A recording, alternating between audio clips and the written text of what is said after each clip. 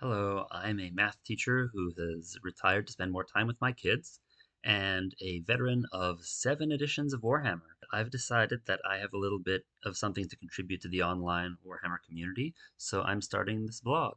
I would think of myself as a 2-and-1 player.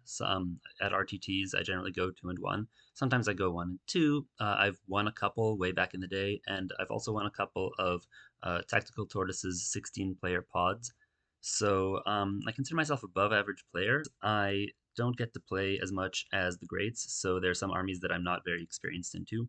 And I've also generally held myself back from spending more than a little bit of money on Warhammer. And as a result, I don't play with the newest hotness. I tend to find that I enjoy the challenge of trying to make do with what I already have, with just a few occasional purchases here and there. My other weakness, as is all of ours, is that I sometimes get caught up in whatever it is that's going on in the game at the moment and don't necessarily make the best decisions. I'd like to thank a variety of creators who have inspired me to do this, and you can see their names on the screen here. But first, I'd like to thank Trevi, Tactical Tortoise, who has made it possible for me to continue playing Warhammer even as I have two small children and my mobility is very constrained by them.